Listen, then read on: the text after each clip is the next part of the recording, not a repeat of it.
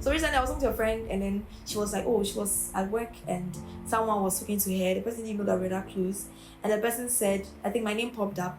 And the person said, oh, Asmaa Bamu. You're not going to pay the company. Really? I'm telling you. Come on, you guys. From that day, I said, hey, if I'm doing something and I feel like I'm tired, hey, man, can I pay you? I'm going to pay you. Thank you. I'm just considering what I'm doing. So your shades are now shaping hair. It's really grooming hair. And also, I mean, we were robbed. And that was like, I was almost getting to the peak of my career in content creation. And also, I always post about my region to them. I'm like, oh, I'm from wow. Why if you come to wow, this and that and that. And it's not a lie. Okay? It's not a lie. You need to babies. We have the, look at, there's a Queen Shemi Muslim. We have Queen Joyce Bawa. We have, I could go on and on. And it was a bit tough because my family thought I was exposing myself too much online. Yeah. It's risky, but I mean, there are two sides to a coin. Either you risk it or you just stay there. So I started content creation until somewhere in March 2022. The unfortunate happened, which I wouldn't like to talk about. Sure. Yeah, but then I found my feet after some months again, with the assistance of family once again, pushing me to media once again, and yeah, we've been doing that. And then I said, okay, now that I think that content creation too. Like when I see beautiful things, I want to capture, not just because I just want to do it, but I just want to capture, put it together, put that together.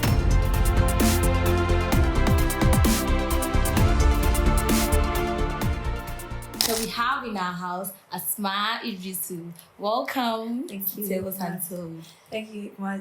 So let's go with your intro. Journey with Asmaa. Mashallah. It's another day and it's Thursday. I don't need to mention it. No, I mean, it's another day and I'm here on Tales Untold, actually. I'm here on Tales Untold. All right. I'm glad to be here. I'm humbled. Thank you. It's a privilege having you. Likewise. I'm humbled. So, what about Bumpy Journey? Okay. It's a long story. Are you ready for it? Yeah, I mean, so ready. Tales Untold for a reason. So, okay. Yeah, Bumpy Journey with Asmaa is also definitely for a reason. I, as a young lady who is the first child to a very big family, which I wouldn't like to disclose, Yeah. I feel the need to do the needful. I feel the need to start no matter what. I feel the need to explore in anything I find interest positively. And so I'm like, okay, I can't do it alone. Let me show the world what I've got. Initially, it started on YouTube. So if you go on my YouTube, you see 2 years ago, Bumpy Journey with Asmaa. But YouTube was not moving for me. So I decided to hop onto TikTok. And on TikTok, it wasn't really giddy like that's supposed to be the intro. I was just going with the flow. And yeah, it just started picking up Bumpy Journey with Asmaa, mashallah, it's another day. So why is the journey bumpy? Why not smooth? Because I'm poor. The journey is bumpy because life is hard. It's not on the floor. But you see, one thing I'm blessed with is that my hustle is aesthetically pleasing. Okay. I have the ability to make my hustle aesthetically pleasing, Thank and I admire it a lot. So yeah, and it's not just about the content for me. I use it to empower more ladies out there directly and indirectly, especially me. Directly and indirectly, to not be ashamed of their hustle, to not be scared to look for the money to take care of themselves. You don't need to look for money to fill a house, but then for the sake of basic needs, yeah, sure, you should be able to take care of a few things for yourself and for your family. Yeah. Yes, and I feel responsible at a young age as well. Even though my family are trying, but I feel like they can't always be doing everything. Yes, so a bit emotional here. Oh my goodness, let's not go there. So I'll cry 1 bucket of water for you today. And you send it back to Tamale because Stop. If they come for you here. I love Tamale people so much. Really? I love Tamale people so much. So yeah. Them here. All right, so let's dive in. Can you tell us a bit about yourself? Okay, I think you mentioned it, but let me do that myself since you want me to. I'm Asmaa Iddrisu, a content creator, philanthropist, entrepreneur. Tell them, they'll think I'm exaggerating. I did a whole lot of things, and I also am a student at the Simon Diodong Dombo University of Business and Integrated Development Studies. I'm very proud of my institution. I know, yeah? I'm very proud because we have come a long way. People thought we couldn't get here where we are today, and we keep on grooming the best of students each year. Yeah. And we all know that it's because we don't have the adequate facilities and resources, but we have good students, we have good lecturers, we have people that make the work easier. Yeah. Even though it's difficult, it's not on the flow. It isn't. But then with time, we'll get there. So yeah, I'm a student as well. I'm reading development communication. Really? Yes. But you're a media. Yes. So because I found myself in a community-based, a larger part of Upper West is community-based or community-centered. So I mean, I felt my family, my parents thought it wise that I read. And at that time, I was enrolling law. The School of Law was not yet in existence. Okay. So if not, that was the initial plan. Oh. But then it's still in line because I love media. I've been doing media for over, if I'm not exaggerating, right after senior high school, when all my colleagues were going to Accra, going to their uncles, I'm like, oh, me too. When I was in school, I said, me afterwards, I'm going to that my grandfather in Accra. He stays in Ashia, she stays in East Legon. I go home. I was like, oh, Abba. But then he cooled my heart by taking me to Radio Progress, where I met Mr. Morris. I mean, I was trained under them, Mr. Morris, Mr. Desana. Shout out to all of you. I really appreciate them. I can't mention all of them yet, so I'm on the list. But then they mentored me. They taught me what I needed to know in the media space. And once my results were out, I went to school. So that was where the on and off came about a bit with media, but then I was still in it, not necessarily actively, until somewhere in March 2022. The unfortunate happened, which I wouldn't like to talk about. Yeah, but then I found my feet after some months again, with the assistance of family once again, pushing me to media once again, and yeah, we've been doing that. And then I just said, okay, now that I think that content creation too, like when I see beautiful things, I want to capture, not just because I just want to do it, but I just want to capture, put that together. So that's where the content creation also came in. Yeah, because I was doing it and I felt like I also wanted to project my region. And I studied partly in Accra.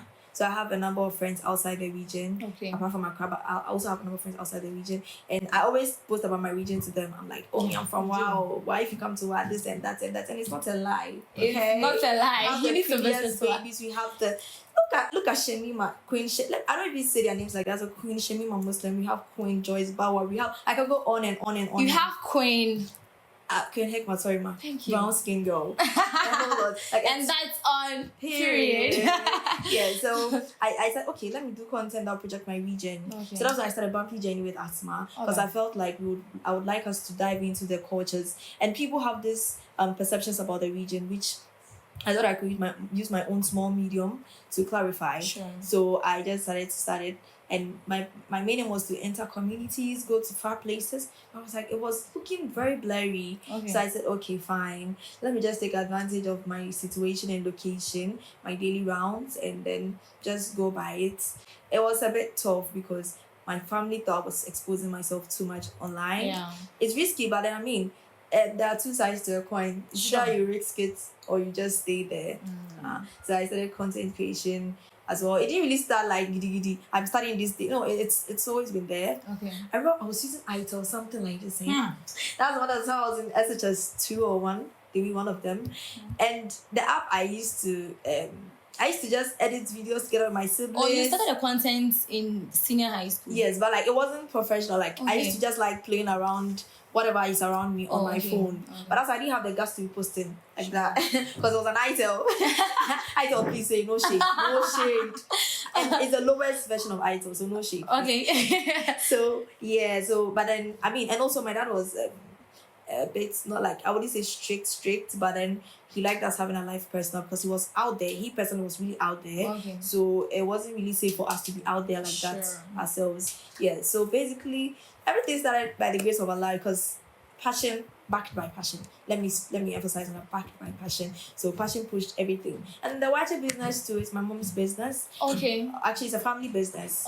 And I realized that we had to survive. We had to do what we had to do. So she would cook and send it to the roadside. Sometimes people finish. And I was also working. I was in school actually.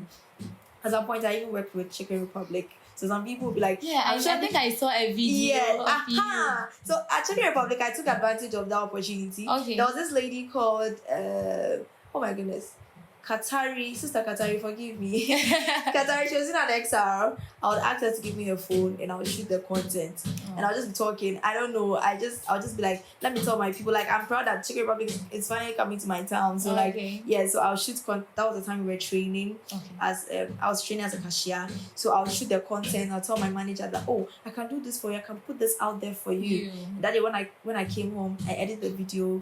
I shared it with almost everyone. And I remember there are some people that they wouldn't even mind me. They egg you. I want to ask. They didn't mind me. They didn't even shake. Some would even laugh. I was like, oh, please post for me. They won't even mind me. It's not anything. It's fine. Yeah. So yeah, it's been it's a real bumpy journey. I know. A lot. Right? So yeah, so the food business, that's the wachi. So my mom was selling by the roadside, and I felt like I could do better. I have, if not probably 100% influence on the media, but then I could do something about it. How did you get started with as an MC? Okay, MC. You see, a lot of things I'm doing, I started way back, and it's been passion. And growing up, it's been what I've been exposed to, and the institutions I've attended. And so, for example, back in Assisi, I went to St. Francis of Assisi Girls Senior School. So if you're there on Assisi and you love me to shine. Anyways, so I went to Assisi, and back in Assisi, that was the period COVID came, so it affected our extracurricular activities a lot. But then when I was enrolled, COVID didn't start immediately. So that was like the first year. I had something I called Time with the Leaders. When I went to school, I just felt like I liked the environment, the discipline and everything. And I just wanted to explore and discuss. So I would gather my friends, my colleagues from class. Fortunately, I was a class rep. So so I would be like class. But I mean, not all of them used to come though. I mean, you get haters. So yeah. So I would organize, but then I realized that people from other classes would even come and sit. So I would organize and interview the school prefect or a prefect. So it went on for some time until we went for a break, and there was COVID, and then we came back, but then any opportunity I got to MC on campus, I was doing it. And as I would always say, it's grace, it's talent, it's passion. It's the passion that drives. So I mean, that's how it's been a long way coming. So what's pushing this passion and motivation? What's keeping you going higher? The fact that I feel like I need to make it. I need to make it. So what's of the consistency? Because bumpy journey, I think it's almost every day. It's not easy. Every time, everything you're doing is just on point. I know the consistency. It's coming from the fact that I can't give up. I've come a long way. I can't give up now, and it's coming from the fact that I've realized that I inspire a number of people out there, both young, old, and sometimes when I step out, I meet a lot of people, and they're like, "Oh, I saw your content. You're doing well." I'm like, "Oh." So when I'm not feeling like editing, I'm like, "Hey, let me take my phone. Good. I can't do this." Okay. I got people expecting to see content and all that. So I just have to put in the work, whether I like it.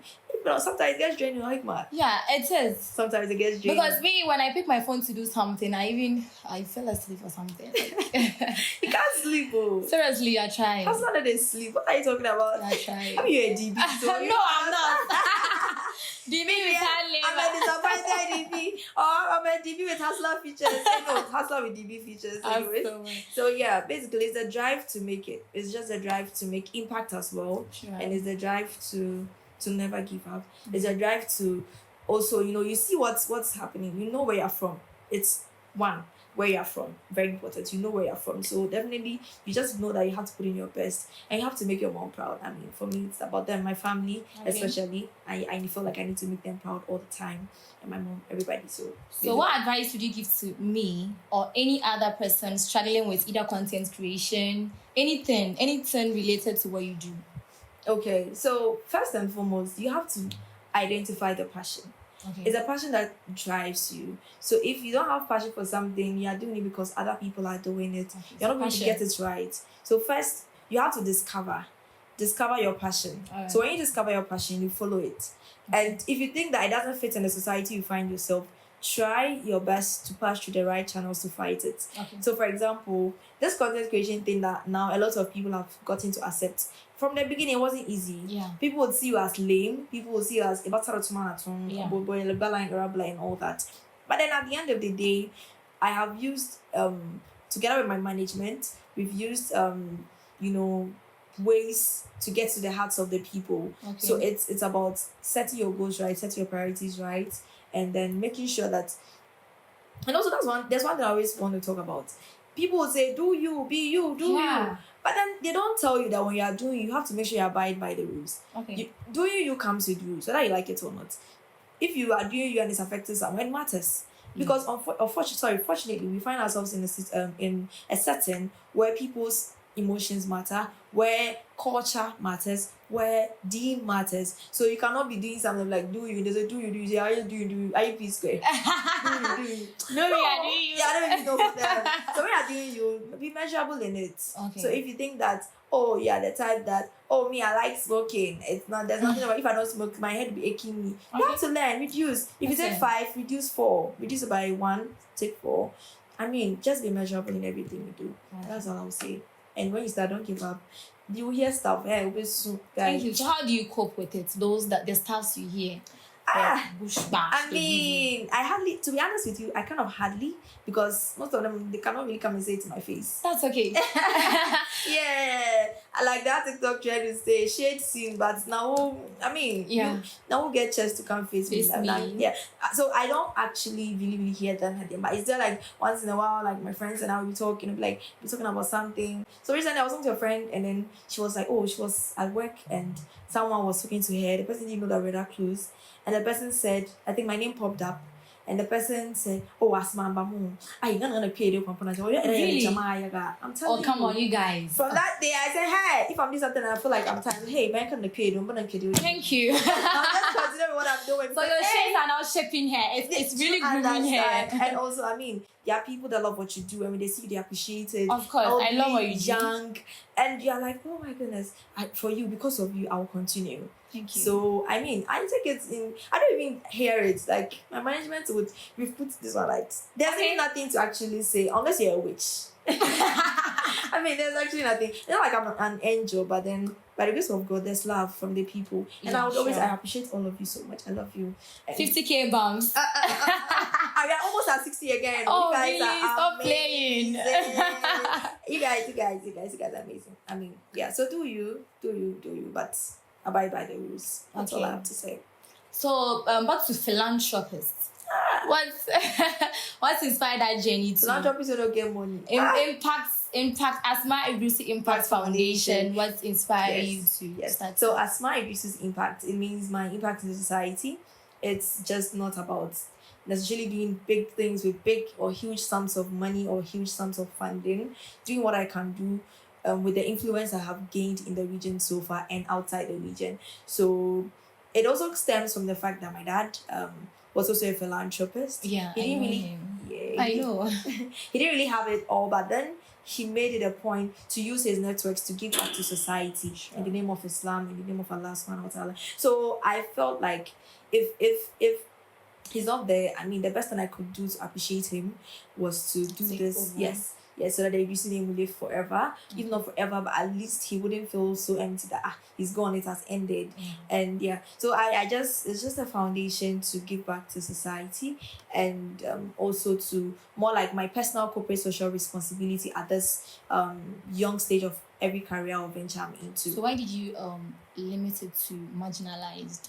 In as much as you can still help, but then it's kind of for the marginalized and the special people. Special people, if I tell you how it happened, I don't think you guys are ready to hear everything. They are ready. I trust my viewers. They are ready. So, if you, I don't know, but then I correspond for Pan-African Television. Okay. So I went to work on a news story at St. Don Bosco Special School one time, and so for the first time it was actually prisons. So when I went there, I realized that they didn't have machineries yet. They were being trained to work on how to sew, to work on how to build and everything. And the Rotary Club of Ghana went to donate items to them worth 42K or so, a lot of money. They got them a lot of things, and they do so well. They did some screenings. So I worked on that story and other stories. But then I realized that they were lacking. I mean, sometimes you feel like you don't really have to give them fish, teach them how to fish. And they are teaching them, but they don't have the materials. So I said, okay, let me look at a different angle. So my birthday was approaching in 2023. I was in the communities for my PTP. And I was like, okay, fine. Let me see what I can raise to support this. So I told a friend, Mavis, shout out to you, my girl.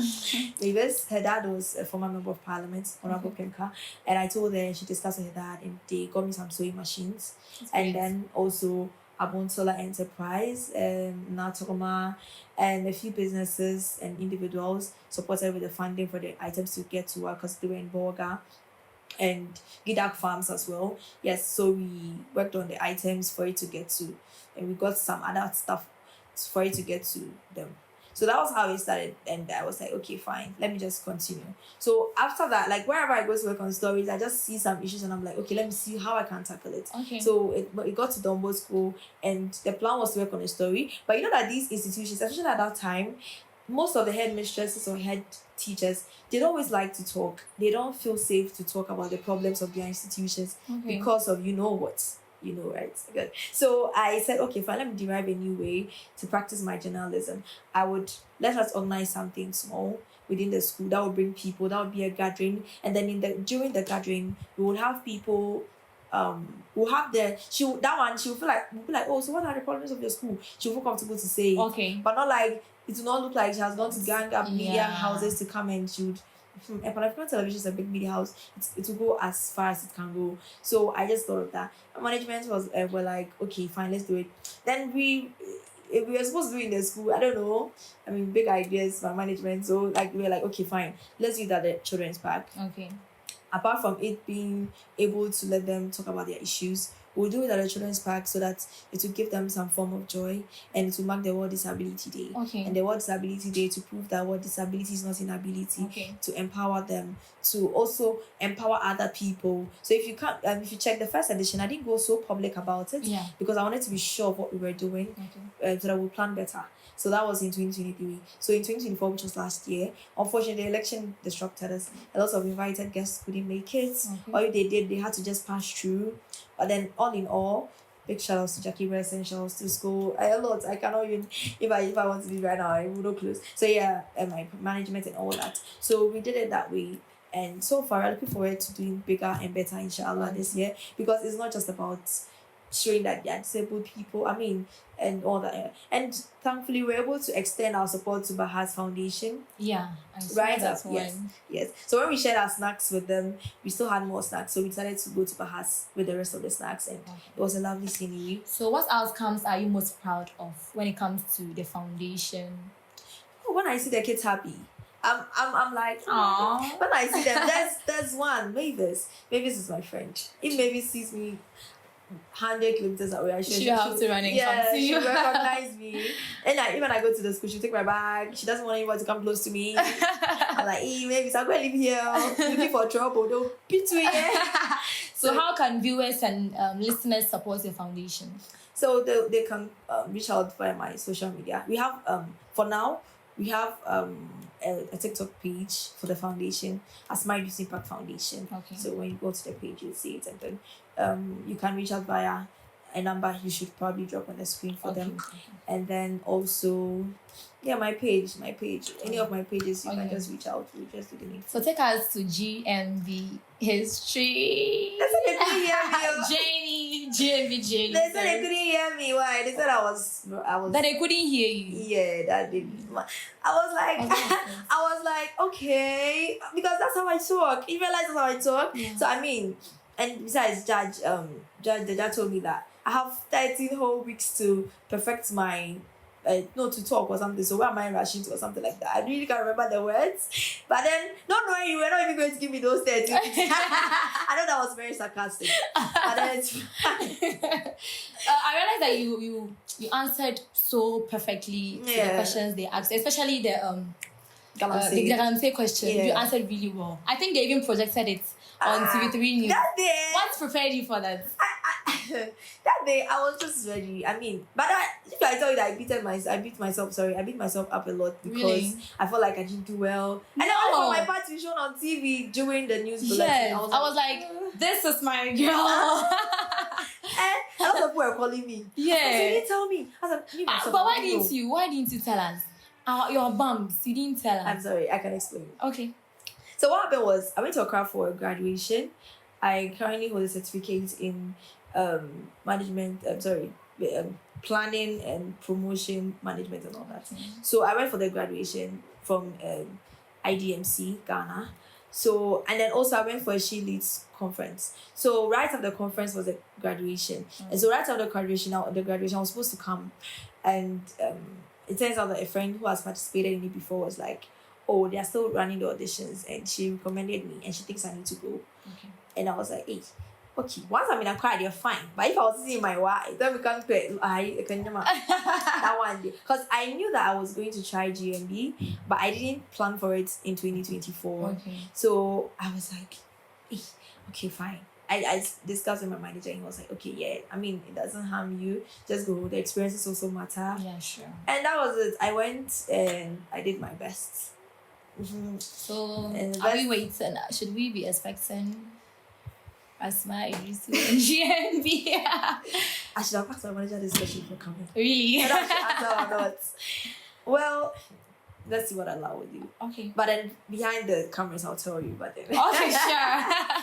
for the people now. Okay. So there's something alarming in Upper West region. That is how to manage digital footprints, especially. Let me not just say it. So, is there any advice you would give to young people so that they can at least manage digital footprints? You see somebody. I saw a video of Brad Ike talking to them. You know how he talks.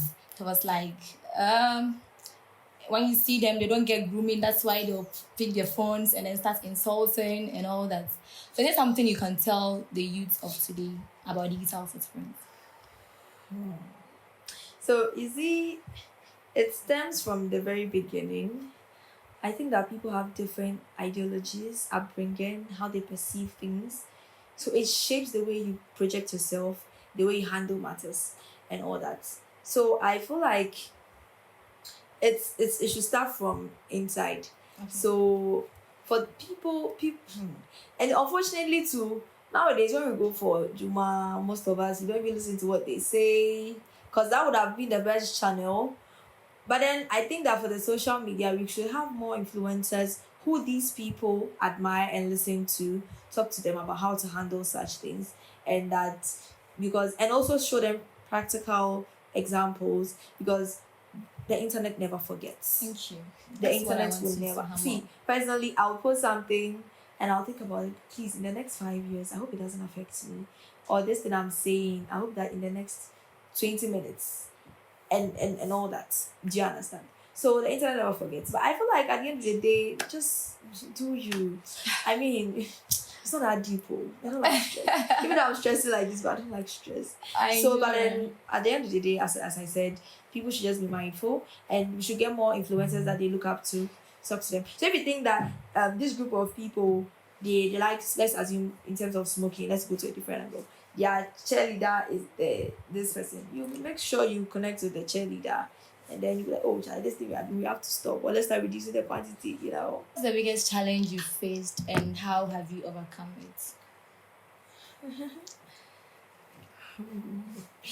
Because there are lots of challenges. I can't really tell which one is the biggest. But there was a point where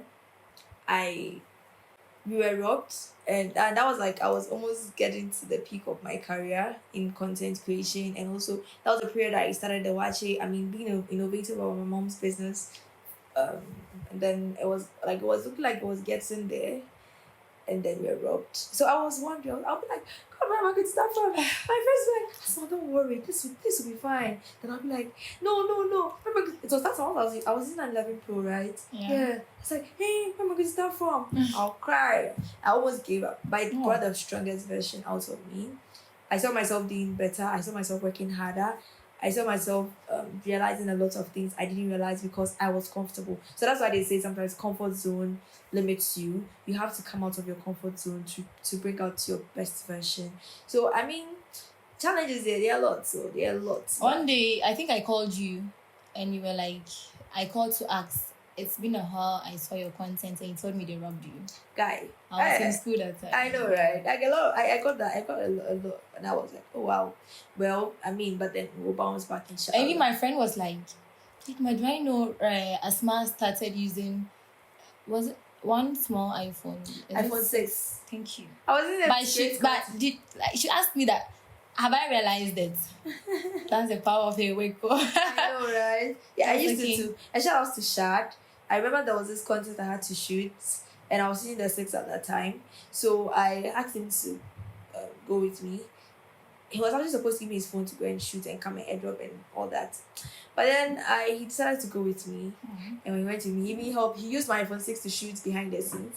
Aww. And then I used I know, right? He's such a sweet boy. Just sometimes.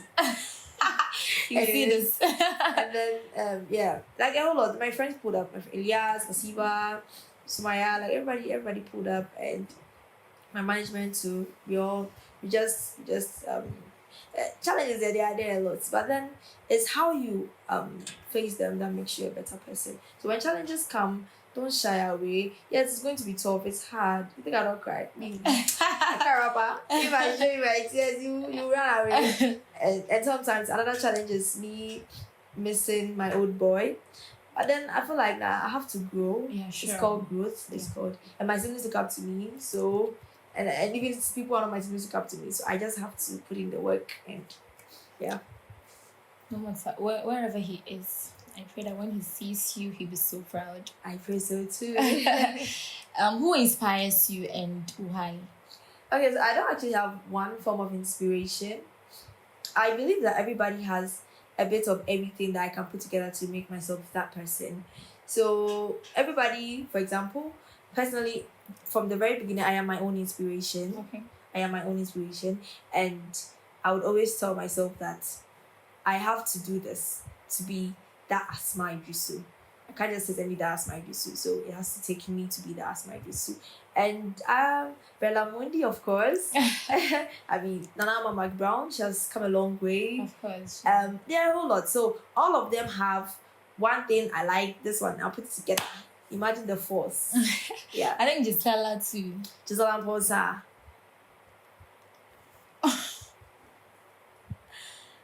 Can we go for it? I love her. Hey, you don't catch me in trouble.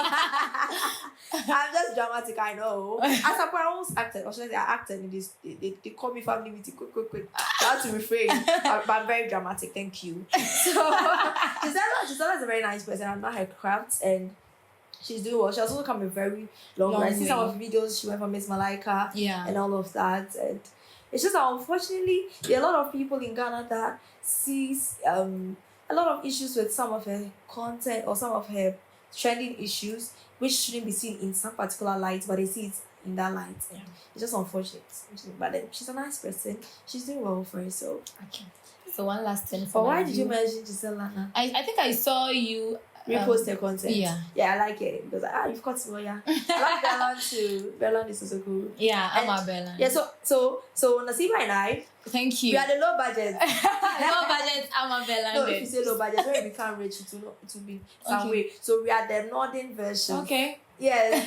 So Nasiba is Amma Bellon, I'm Gisela. But and we are different names. Yeah, we have the similarity. you don't know Nasiba. Nasiba is dramatic. Nasiba. Yeah. Okay. Yes. So let's conclude. Can you tell my viewers something? Please follow Asmaa Iddrisu. Follow Asmaa Iddrisu. Book me for your weddings. Book me for your occasions. I create content, and it's not just content. It's about gathering the memories for you, which you will sit, watch, laugh, enjoy, and be happy. And you will not have all the eyes to see everything that's with me. I have I see. He don't capture everything. Exactly. He can't videos. Never man. I can't mention their camera all the time. Yeah, imagine you booking. But today I captured her. I captured the camera. It's actually right. Yeah, basically. So yeah, follow my socials, Asmaa Iddrisu, Instagram, TikTok, Facebook. To be honest with you, I'm really active on TikTok, and it's not my fault though. I can't explain. I really want some kind of but yeah, you know, we'll be there. Sure. But then as Asmaa Iddrisu, everywhere you go, as always, you can call me MTN. And yeah, continue being bumping. A journey with me. Continue bumping a journey with me. Sorry. And yeah, inshallah, the journey will get smooth. But still, for me, this bumpy. I have a problem with it. It's not your journey be bumpy. It's not. Anyway, it's fine. And then she said you should be aware of digital footprints. Yeah. Know what you post online. Yeah, the So- internet never forgets. Sure. Never. So Asmaa, reintroduce yourself to them. Oh, I'm Asmaa Iddrisu. And I am reading Hikmat. And- And for now, it's a bye. Okay, so I could feel that as you were watching, you felt like I was looking good. I know. My outfit is from Maya Hood Couture. I just sent the MTN office. Make it a point to go get yourself something nice, modest, and pretty as well. Okay, so thank you for having me. I really appreciate it, and thank you for using your medium to let me say how do I put it? My stories which are untold, or my tales which are untold. And I hope that tonight or this edition is empowering a young girl out Sure. there. Whatever you're doing, don't give up. Hey, it's going to be hard, though. It's hard, but don't give up. Yes, and thank you. That's just all I have It's to say. a privilege to have you. Yes, and don't forget this year, inshallah, this is also my wedding, the World Disability Day exhibition event. Mansur Popali Jela. So please, I would like all of us to come out in our numbers and explore with the kids and see what they have to show us and what they have to offer. Let's on bring the 3rd smiles of to their faces. yes, on the 3rd of December 2025. It's every 3rd of December 2025. But we are definitely cooking something for the World Menstrual Hygiene Day. We'll let you know. Don't forget to follow me. Follow me. Follow me. Okay.